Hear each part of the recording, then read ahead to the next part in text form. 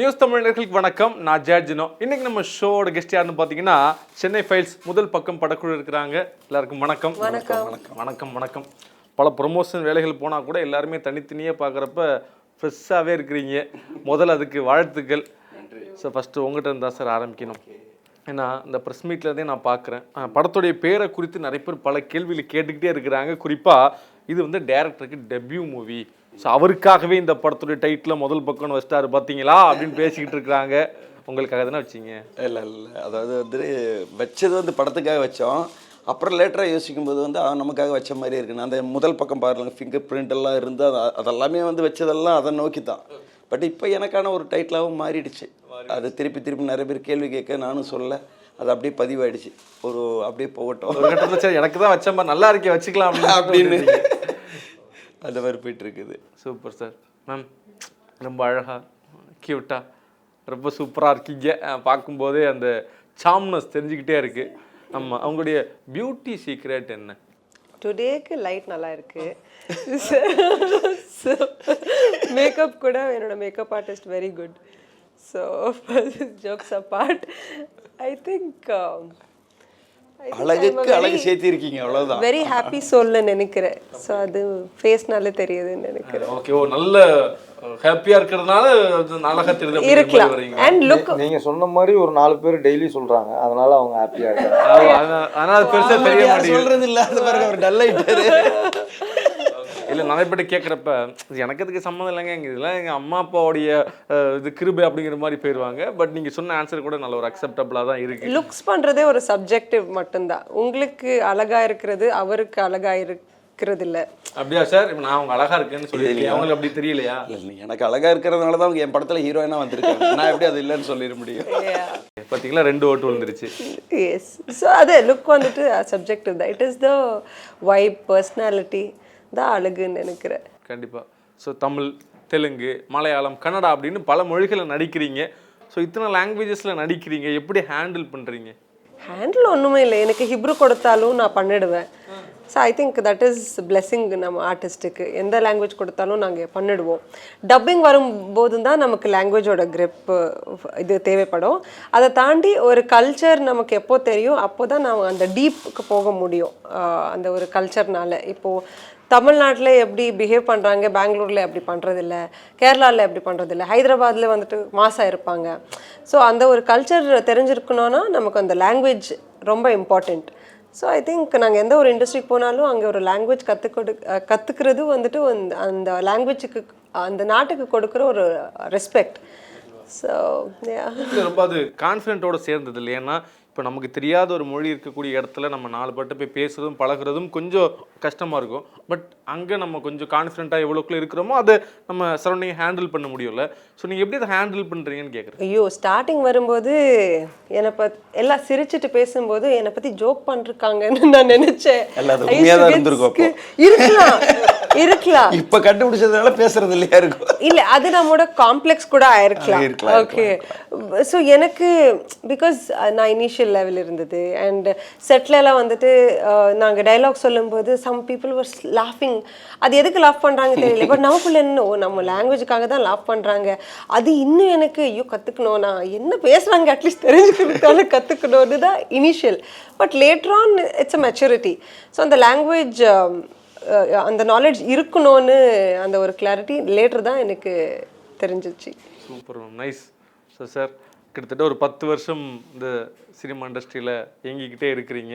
So இந்த படம் sir பேசும்போதே சொன்னார், இப்போ நிறைய ஹீரோஸ் வந்து ப்ரொடியூசர் கேட்குறப்ப நான் சொல்லிட்டேன் எனக்கு வந்து வெற்றி தான் வேணும் அப்படிங்கிற மாதிரி சொல்லிட்டாரு. முன்பழக்கம் உண்டா சாரோட? ஆக்சுவலாக இல்லை. முதல்ல வந்து 10 வருஷம் இல்லை, 7 வருஷம் தான் ஆகுது. கிட்டத்தட்ட 10 வருஷம் ஆயிடுச்சுல. 7 எங்க இருக்கு, 10 வந்து அவரை பழசாக்கி இருக்கு. 7 வருஷம் ஆகுது. முன்பழக்கம் கிடையாது. பட் அவரோட கசின் தான் வந்து என்கிட்ட ஒர்க் பண்ணிட்டு இருக்காரு.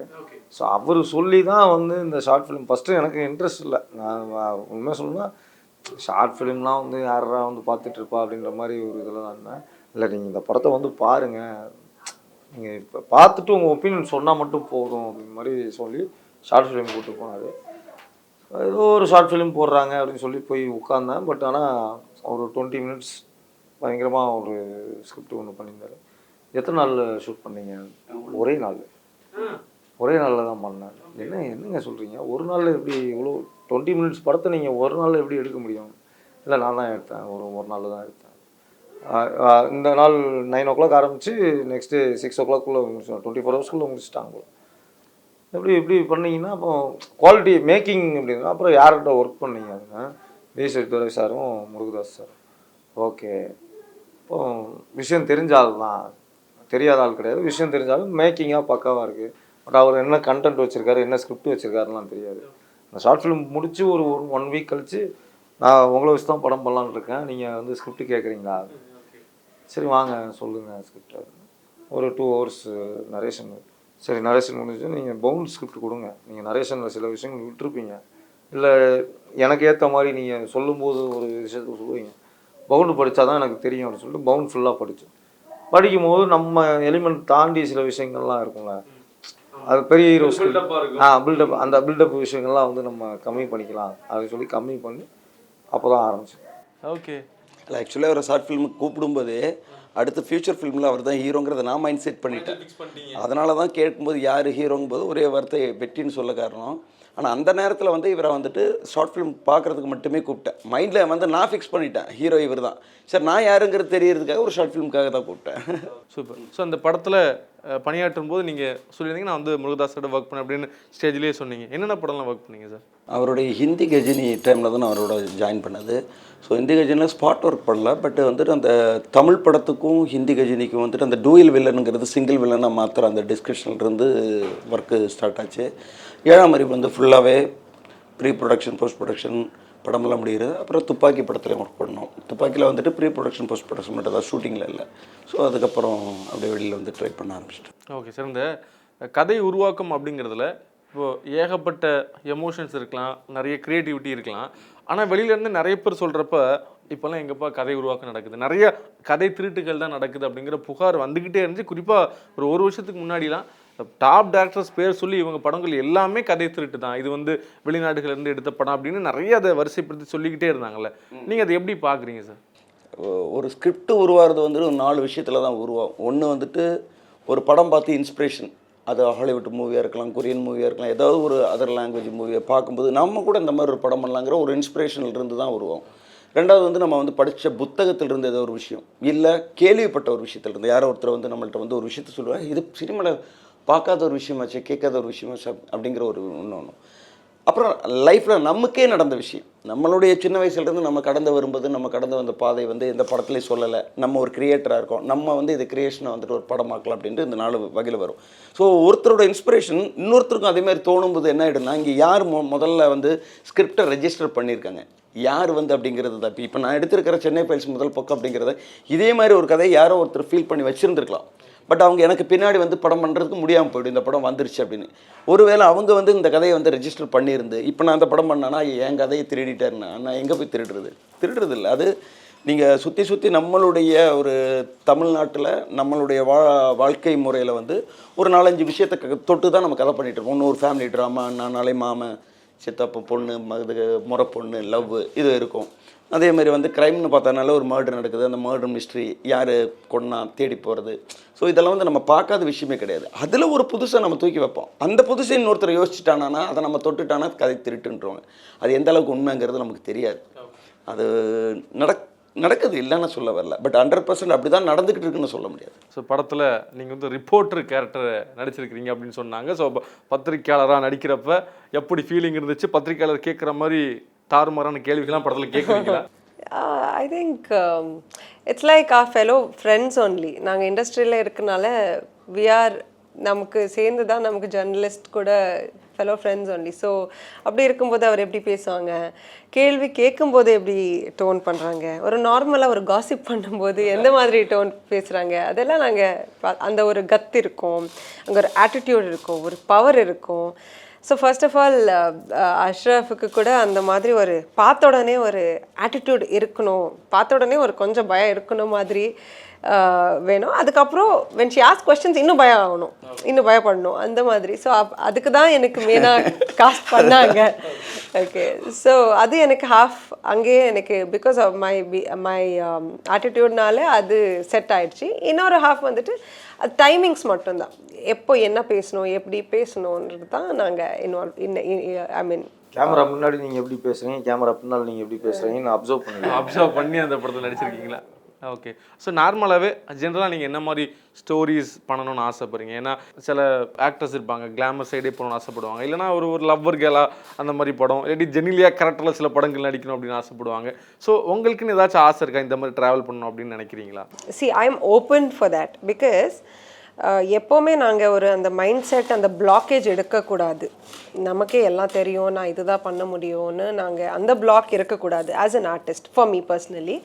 பிகாஸ் நான் பார்த்த விட ஒரு டைரக்டர் வந்துட்டு என்னால் ஏதோ ஒன்று பார்க்கலாம். இப்போது கண்ணம்மா சாங் வந்ததுக்கப்புறம் எல்லாரும் ஒரு லவ் கேர்லாக பார்த்தாங்க. த ஃபியூ டைரக்டர்ஸ் அதில் ஒரு வந்துட்டு கொஞ்சம் நெகட்டிவாக ரொம்ப இருக்கு இல்லையா அப்படி ஒன்று பார்த்துருக்காங்க. அது எனக்கு தோணலை எப்படின்னு. But then they're like I think நீ ரொம்ப நெகட்டிவாக ரொம்ப நல்லா பண்ண முடியும். ஐ வாஸ் லைக் இது நான் எதிர்கூட பார்க்கலையே, this is something which is beyond my imagination. So அப்படி இருக்கும்போது அது கூட உங்களுக்கு பண்ண முடியும் because of your director. So நீங்கள் பார்க்காத விஷயம் இப்போ நீங்கள் இதை விட்டுட்டு நீங்கள் வேறு இதுவும் இன்னும் பெருசாக பண்ண முடியும். பட் நீங்களே ஒரு மைண்ட் செட் போட்டுட்டு நான் இவ்வளோ தான் பண்ண முடியும், நான் இதுதான்னா நீங்கள் அங்கேயே இருப்பீங்க. But if you let them stretch your limits இல்லையா, ஐ திங்க் நீங்கள் உங்களுக்கே தெரியாமலேயே எங்கேயோ போகிறீங்க, என்னென்னோ பண்ணுறீங்கன்னு. ஸோ நான் அந்த ஒரு பவுண்ட்ரி வைக்கவே இல்லை, நான் இதே பண்ணணும் அதே பண்ணணும்னு. I am open for collaborations and new ideas. கண்டிப்பாக உங்களை பார்த்தா கூட அந்த விஜயசாந்தியை பார்க்குற மாதிரியே இருக்கு, கொஞ்சம் அந்த மாதிரி கேரக்டர் கூட பண்ணக்கூடிய. நான் பண்ணியிருக்கேன் ஹைட் அண்ட் சீக்குன்னு ஒரு தெலுங்கு படம் பண்ணியிருக்கேன், வேற I played as a cop, Vaishnavi. So ஆமாம், நம்ம டைரக்டர் வந்துட்டு என்னை யூனிஃபார்ம் இப்படி அஷ்ரஃப் நாங்கள் கதை கூட ஃபோனில் தான் கேட்டிருக்கோம். I was in Bangalore, he was in Hyderabad. And look டெஸ்ட்டுக்கு கூட நான் வந்துட்டு ரெடி ஆகிட்டு போனோம். So he was like very nice. So நாளையிலேருந்து ஷூட்டிங் லுக் டெஸ்ட்லேயே வந்து அந்த யூனிஃபார்மில் தான் லுக். ஸோ அது அப்படி தான் என்னை ஃபஸ்ட்டு பார்த்தாங்க அவர். ஃபுல் மூவி வந்துட்டு யூனிஃபார்ம்லேயே இருக்குது, கேஷுவல் காஸ்டியூம் ஒன்றுமே இல்லை. அப்புறம் என்னை பார்த்தது ப்ரொமோஷன் டைமில் தான். தென் ஹி வாஸ் லைக் இந்த மாதிரி காஸ்டியூம்ஸோட he was like is this my Vaishnavi அப்படி சொன்னாங்க.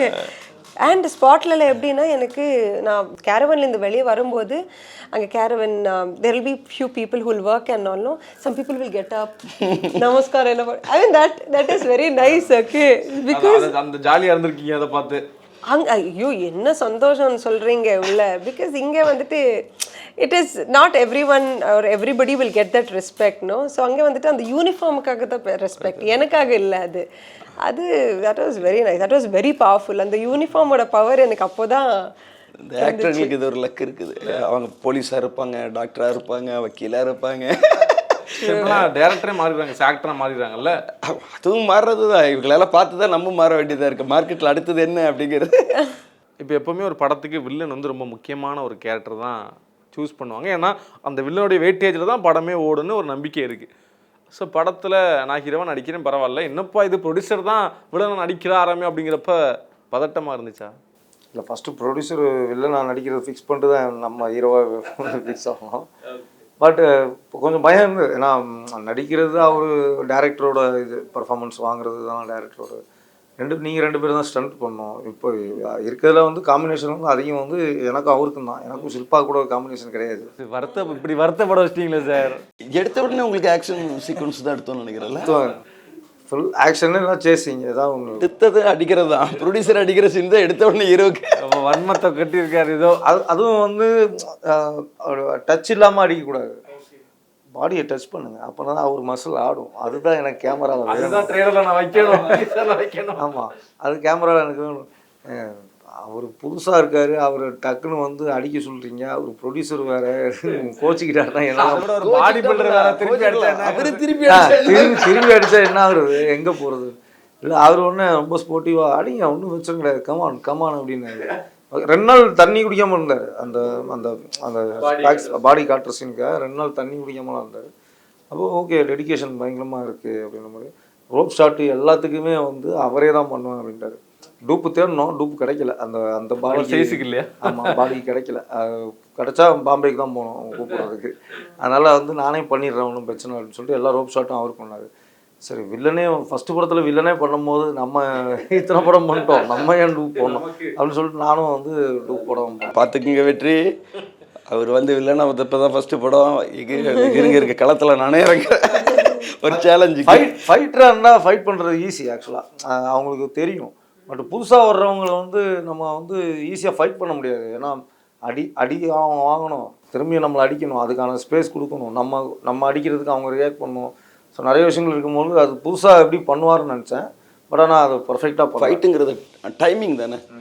கணத்தில் அரையிற மாதிரி காட்டினா அந்த டைமிங்கில் இவங்க திரும்பலைன்னா கணத்தில் அரை விழுந்துடும். சில பேர் இப்படி திரும்பிடுவாங்க, இங்கேருந்து அடிக்கும் போது இப்படி திரும்புவாங்க, அது அடி இன்னும் ஜாஸ்தியாக தான் விழும். அது தெரியாதவங்களுக்கு அப்படி விழுவும். பட் தெரிஞ்சவங்கன்னா கரெக்டாக பண்ணுவாங்க. ஸோ அவர் பர்ஃபெக்டாக பண்ணார், ப்ரிப்பேர்டாக வந்தார், பண்ணார். அவருன்னு இல்லை, படத்தில் நடித்த எல்லா ஆர்டிஸ்ட்டுமே. ஷில்பாவுமே வந்து அப்போது டைலாக்லாம் வந்து கொஞ்சம் லாங்குவேஜ் ப்ராப்ளம்லாம் இருந்தது. எல்லாமே ப்ரிப்பேர்டாக வந்ததுனால தான் வந்து அவர் சொன்ன டைமில் சொன்ன டேட்டில் முடிச்சார். காதல் காட்சிக்கெல்லாம் எப்படி வந்திருக்கு? அதான் இல்லைன்ட்டு காதல் காட்சி இருக்கான்னு முதல்ல கேட்கணும். காதல் காட்சி எப்படி வந்திருக்குன்னு கேட்கறதுக்கு முன்னாடி காதல் காட்சி இருக்கான்னு கேட்கணும். ஒன்றும் இல்லை, அதான் சொல்லிட்டேன். ஏன் சார் அப்படி பண்ணலாமா? அது வந்து 2ஆம் பக்கம் 3ஆம் பக்கம் எடுக்கலாங்கிற மாதிரியான ஒரு ஐடியா வந்து ப்ரொடியூசருக்கு இருக்குது. அப்போ முதல் பக்கத்திலே மொத்தத்தை எடுத்துட்டேன்னு வச்சுக்க, அப்புறம் 2ஆம் பக்கத்தில் நான் என்னத்தை எடுக்கிறது? ஸோ காதலுடைய மூடு இருக்குது இதில். அது வரைக்கும் எப்படி இருக்கு அந்த காதல் காட்சிகள், அந்த கெமிஸ்ட்ரிலாம் ஒர்க் அவுட் ஆயிருக்கா? அதெல்லாம் பக்கா. நான் படம் பார்த்தோம், அவங்களுக்கும் அதுதான் ஃபீல் ஆச்சு. அது கெமிஸ்ட்ரிலாம் பக்காவாக இருக்குது, நல்லா இன்னும் கூட நிறைய சீன்ஸ் வச்சிருக்கலாமே நமக்கு அப்படின்ற மாதிரி தான் அவங்க ஃபீல் பண்ணாங்க. ஓகே, நீங்கள் வருத்தப்பட்டீங்களா? ஆமாம். மேடையில் சொன்னீங்க சார், ஒரு படத்துக்கு 3 வெற்றி தேவை அப்படின்னு வகுத்து பேசுனீங்க. ஆனால் எந்த இடத்துலையுமே நீங்கள் வந்து வசூல் ரீதியாக அந்த படம் வெற்றி அடையணும்னு நீங்கள் பேசவே இல்லை. மக்கள் பார்க்கணும், கொண்டாடணும் அப்படிங்கிற தாட் தான் இருக்கே தவிர அது பிஸ்னஸாக போகணும் அப்படின்னு நீங்கள் பேசலை. ஒரு படத்துக்கு பிஸ்னஸ் முக்கியம்னு நினைக்கிறீங்களா, இல்லாட்டி ஒரு ஆர்ட் ஃபார்மாக பார்க்கணும்னு நினைக்கிறீங்களா? நான் சொன்னதில் வந்து இந்த வசூல் ரீதியான ஒரு வார்த்தை ஏன் சொல்லனா, எனக்கு பசி தீரணும் அப்படின்னு யாருமே பேச மாட்டாங்க, எனக்கு சாப்பிடணும்னு சொல்லுவாங்க. சாப்பிட்டா பசி தீர்ந்துடும். ஸோ மக்கள் பார்த்துட்டானா வசூல் வந்துட போகுது. ஸோ மக்கள் பார்க்கணும் தான் நான் சொல்ல முடியும் தவிர எனக்கு வசூல் வரணும் நான் எப்படி சொல்ல முடியும்? மக்கள் எல்லாருமே சேர்ந்து இந்த படத்தை பார்த்துட்டு கொண்டாடிட்டானா ஆட்டோமேட்டிக்காக வசூல் வந்துட போகுது. இப்போ ரீசெண்டாக நிறைய படங்கள் ஜெயிக்குது. இப்போது கடைசியாக வந்து 3BHK நல்லா போச்சு, உங்களுடைய முதல் பட இயக்குனர் இயக்கியிருந்தார் ஸ்ரீ கணேஷ் அவர்கள். அந்த படம் பார்த்தீங்களா? இல்லை, ஒன்றும் நான் பார்க்கல. நான் அவுட்டோர் ஷூட்டிங் இருந்தேன், ஏற்காட்டில் இருந்தேன், ப்ரமோஷனுக்கு தான் வந்தேன். அதனால் ஒன்றும் சொல்லிட்டு தான் இருக்காரு, பார்க்கறதுக்கு டைம் கிடைக்கல. பட் பார்த்துருவேன் கூடிய சீக்கிரம். பட் ஜென்ரலாகவே படம் நிறைய பார்க்குறீங்களா சார்? ஏன்னா ஒரு கதை சூஸ் பண்ணுறதுக்காகவோ ஏதோ பார்க்குறீங்களா? படம் எல்லா படமும் பார்த்துருவேன். நீங்கள் வெள்ளிக்கிழமை 5 படம் ரிலீஸ் பண்ணிங்கன்னா 5 படத்தையும் பார்த்துருவேன். அப்படியா? தமிழ் படம் எந்த படமாக இருந்தாலும் பார்த்துருவேன். அது இந்த ஆர்டிஸ்ட்டு அந்த ஆர்டிஸ்ட்லாம் கிடையாது, எல்லா ஆர்டிஸ்ட் படமும் பார்ப்பேன். ஓகே, ஸோ இந்த படம் நீங்கள் அவுட்புட் பார்த்துருப்பீங்களா? எப்படி இருக்குது உங்களுக்கு? எப்படி படத்தை பார்க்குறப்ப நீங்கள் உங்களுக்கு என்ன மாதிரியான ஃபீல் கிடைக்குது? இந்த படம் வந்து ஆக்சுவலாக வந்து ப்ரிவ்யூ போட்டாங்க, ஒரு 2 days பேக் ப்ரிவ்யூ போட்டாங்க. அதே மாதிரி தான் எல்லாம் முன்னாடி உட்கார விட்டு லாஸ்ட் சீட்டில் உட்காந்தேன். எதுக்கு உட்காந்தேன்னா, நான் ஏற்கனவே படம் பார்த்துட்டேன். ஸோ யாரெல்லாம் வந்து படம் போயிட்டு இருக்கும்போது ஃபோன் எடுக்கிறாங்க, ஃபோனில் யாரெல்லாம் மெசேஜ் பண்ணுறாங்க அப்படின்னு பார்க்கறது தான் பேக் சைடில் உட்காந்துங்க. யாருமே ஃபோன் எடுக்கல. சில பேர் வந்து ஃபோன் வந்து எடுத்து சைலண்டில் போட்டு டக்குன்னு வச்சிட்டாங்க. ஸோ அந்தளவுக்கு எங்கேஜிங்காக இருந்தது படம். எப்படி இருக்குது சார் இப்போ தனியாக நம்ம படம் ரிலீஸ் ஆகிறதுக்கு முன்னாடி எடிட் டேபிளில் பார்க்குறதுக்கும் மொத்தமாக ஆடியன்ஸோடு பார்க்குறதுக்கும் என்ன டிஃப்ரெண்ட் ஆகுது? அது எப்படி இருக்கும்? இல்லை, நம்ம எதிர்பார்க்காத விஷயங்களுக்குலாம் வந்து ஆடியன்ஸ் வந்து பயங்கரமாக ரியாக்ட் பண்ணுவாங்க. அது எடுத்துடக்கல்லேருந்தே வந்து இதை நான் பார்த்துருக்கேன். என்ன விஷயம்னா, நம்ம நார்மலாக ஒரு டைலாக் சொல்லியிருக்கோம், நார்மலாக ஒரு விஷயம் ஜிவியில் கூட சொல்லுவேன், நம்ம கஷ்டப்படும்போது கடவுள் பார்த்துட்டு இருந்தாலும் இதையும் பார்க்கட்டும் அப்படின்னு சொல்லுவேன். அதை நான் நார்மலாக தான் பேசினது, நானும் பாப்பு தம்பி நார்மலாக பேசினது. ஆனால் அதுக்கு வந்து தேட்டரில் அவ்வளோ கிளாப்ஸ் வந்துச்சு. ஸோ அது மாதிரி ஒரு படத்தில் வந்து நான் நார்மலாக ஒரு டைலாக் பேசுகிறேன்னா அது ஆடியன்ஸு எப்படி எடுத்துக்கிறாங்கன்றது அவங்களுக்கு பர்சனலாக கனெக்ட் ஆகிடுச்சுன்னா அதை வந்து கிளாப் பிடிச்சி கொண்டாடிடுறாங்க. ஸோ இந்த படத்தில் அது மாதிரி சில விஷயங்கள் இருக்குது. அது இப்போ சொல்லக்கூடாது, அது கிளைமேக்ஸில் நம்ம வந்து இந்த சீனுக்கு கை தட்டணும்னு நினச்சி ஒன்று வச்சுருப்போம், யாருமே கை தட்ட மாட்டாங்க. நம்ம ஒரு விஷயத்தை இவர் சொல்கிற மாதிரி போகிற பக்கம் ஒன்று சொல்லியிருப்போம். எல்லா ஊர்லேயும், சென்னை மட்டும் இல்லை, சென்னை மதுரை அங்கே எல்லா இடத்துலையுமே கை தட்டுவாங்க. இதுக்கு கைத்தட்டல் வரும்னு நம்ம எதிர்பார்க்கவே இல்லைன்னு. ஸோ மக்கள் வந்துட்டு அவங்க வந்து மொத்தமாக ஒன்று டிசைட் பண்ணுறாங்க. அவங்களுக்கு பர்சனல் ரேட் என்னன்னா அதை கொண்டாடிடுவாங்க, ரிலேட் ஆகுதுன்னா அது அப்படியே கடந்து போயிடுவாங்க, அவ்வளோதான். சார் தமிழோட டெபியூ மூவி சார், ரொம்ப பாசிட்டிவாக இருக்கிறீங்க, நிறைய இடத்துல பேசுகிறப்போ கூட அந்த மலர்ச்சி தெரியுது. எவ்வளோ எக்ஸைட்டடாக இருக்கிறீங்க? ஜெயித்துறோங்கிற கான்ஃபிடென்ட் இருக்கா? கண்டிப்பாக. அதாவது எல்லா டைரக்டருக்குமே அவங்க படம் பண்ணும்போது வந்து அந்த படம் ஜெயிச்சிருங்கிற நம்பிக்கையோட தான் இருக்கும். அதே நம்பிக்கை தான் எனக்கு. ஒரு படத்தை வந்து நம்ம ஷூட் முடித்து அது எடிட்டிங்கில் வந்து ஒரு எடிட் முடிச்சதுக்கப்புறம் நமக்கு ஒரு ஃபீல் வரும். நல்ல படம், கரெக்டாக தான் பண்ணிடணும். அதுக்கு ஒரு ரெக்கார்டிங் பண்ண உடனே வந்து பார்த்தா நம்ம படமா இவ்வளோ மெருகேறி வருது அப்படின்றோம். அது வந்து டிஐ போய் அது போய் இன்னும் தியேட்டருக்கு வரும்போது நமக்கே அது புதுப்படம் மாதிரியான ஒரு விஷயம் வந்துடுது. நம்ம க்ரியேட் பண்ணதான், நம்ம எழுதுனது தான், நம்ம ஷூட் பண்ணதான். ஆனால் நமக்கே பார்க்கும்போது நான் பார்க்காத, என் மனசுக்குள்ளார இல்லாத ஒரு விஷயம் வந்து ஸ்க்ரீனில் வரும்போது ஒரு நல்ல படம் பண்ணியிருக்கோங்கும்போது, இதில் என்னை விட என்னுடைய படத்தின் தயாரிப்பாளர் இந்த படத்தை எகிரி அடிக்கிறார். இது வேறு லெவல். அவரோட பாராட்டுனால நான் வந்து ஃபுல் கான்ஃபிடென்ட் ஆகிட்டேன். ஷியோர் இந்த படம் ஹிட்டு படம் தான் அப்படிங்கிறது வந்து எனக்கு அவர் கொடுத்த ஒரு ஊட்டச்சத்து மாதிரி இருக்குது. இப்போ ஒரு படத்துக்கு ப்ரொமோஷன் எவ்வளோ முக்கியமோ அந்த மாதிரி படம் ரிலீஸ் ஆனதுக்கப்புறமா அந்த மக்கள்கிட்ட எப்படி போய் சேருது அப்படிங்கிறது ரொம்ப முக்கியமான விஷயம். அதில் மீடியாவோட பங்கு நிறையா இருக்குது. குறிப்பாக அந்த மக்கள் ரிவ்யூஸை பார்த்து நிறைய பேர் படத்துக்கு வர்றாங்க. அண்மையில் விஷால் சார் பேசியிருந்தார். அதாவது படம் ரிலீஸ் ஆனால் ஒரு 3 நாளைக்கு இந்த ரிவ்யூ கேட்குறவங்கள உள்ளே விடாதீங்க தேட்டருக்குள்ளே, வேணாம், படத்துக்கு ஒரு ப்ரீத்திங் ஸ்பேஸ் வேணும் அப்படிங்கிற மாதிரி சொன்னார். நீங்கள் அந்த கருத்தில் உடன்படுறீங்களா இல்லைனா எப்படி யோசிக்கிறீங்க? 3ஆவது நாள் சேம் கேள்வி. அது ஒன்றும் இல்லை, அது ஒரு ஸ்டேஜை பொறுத்து. விஷால் பேசுகிறாருன்னா அவரோட ஸ்டேஜில் இருந்து அவர் பேசுகிறாரு. ஏன்னா அவர் பெரிய படங்கள் மட்டும்தான் யோசிக்கிறாருன்னு நினைக்கிறேன். சின்ன படங்களுக்கு அப்படி கிடையாது. சின்ன படம் நீங்கள் முதல் ஷோவில் வந்து படம் நல்லா இருக்குன்னு சொன்னால் தான் ஆடியன்ஸ் வருவான். நாங்கள் சின்ன படம் எடுத்துகிட்டு 3 நாள் கழித்து நீங்கள் ரிவ்யூ கொடுங்கன்னா 3ஆவது நாள் 4ஆவது நாள் தேட்டர்லேயே படத்தை தூக்கிடுவாங்க. நீங்கள் ரிவ்யூ நல்லா கொடுத்தாலே 3ஆவது நாள் தேட்டரில் படம் இல்லை. ஏன்னா வந்து பெரிய படங்கள் ஓடுது, அதுக்கு தான் ஆளுங்க வராங்க. இந்த படம் நல்லா தானே இருக்குது. இப்போ நீங்கள் ரீசெண்டாக வந்து 11 வந்து பெரிய ஹிட்டுன்னு சொல்கிறோம். எத்தனை தேட்டரில் நீங்கள் அந்த படத்தை பார்த்தீங்க? ஒரு மல்டிப்ளெக்ஸ் போனால் ஏதாவது ஒரு ஓரத்தில் ஒரு சின்ன ஸ்க்ரீன் தான் கொடுத்துருப்பாங்க அந்த 11 படத்துக்கு. பட் ஆனால் அது ரிவ்யூஸ்னால தான் வந்தது. ரிவ்யூஸ்னால வந்தாலுமே உங்களுக்கு பெரிய ஸ்க்ரீன் கொடுக்கலையே. ஸோ பெரிய படம் வேறு, சின்ன படம் வேறு. நீங்கள் பெரிய படத்துக்கு நீங்கள் 3 நாள் இல்லை, நீங்கள் 1 வீக் கழித்து நீங்கள் ரிவ்யூ கொடுத்தாலும், இந்த வெள்ளிக்கிழமை ரிலீஸ் ஆகுதுன்னா இந்த வீக்கெண்ட் தாண்டி அடுத்த வீக்கெண்டும் அது ஃபுல்லாக தான் ஓட போகுது. அடுத்த வீக்கெண்ட் வந்தாலும் அது ஃபுல்லாக தான் ஓட போகுது. நீங்கள் அப்போ ரிவ்யூ கொடுத்தா கூட அது ஒன்றும் பிரச்சனை கிடையாது. ஆனால் சின்ன படத்துக்கு நீங்கள் படம் ஃபஸ்ட் ஷோவில் நீங்கள் ரிவ்யூ கொடுத்தா மட்டும்தான் மக்கள் உள்ளே வருவாங்க. ஸோ அது டிஃப்ரென்சியேஷன் இருக்குது. அது சொல்கிறாங்கன்னா அவர் இருக்கிற இடத்துல அவர் சொல்லுவார், இங்கே இருக்கிறது வேறு அது அப்படின்றது. கண்டிப்பாக. ஸோ இப்போ ரீசெண்டாக படங்கள், அதுவும் நல்ல படங்களுக்கு மக்கள் மிகப்பெரிய வரவேற்பை கொடுத்துக்கிட்டு இருக்கிறாங்க. நீங்கள் பேசும்போதும் படம் நல்லாயிருக்கும் அப்படின்னு நிச்சயமாக தோணுது. ஸோ ஆகஸ்ட் 1 சென்னை ஃபைல்ஸ் முதல் பக்கம் வருது. படம் ஒரு மிகப்பெரிய வெற்றியை வாழ்த்துக்கள். நன்றி சார். தேங்க்யூ.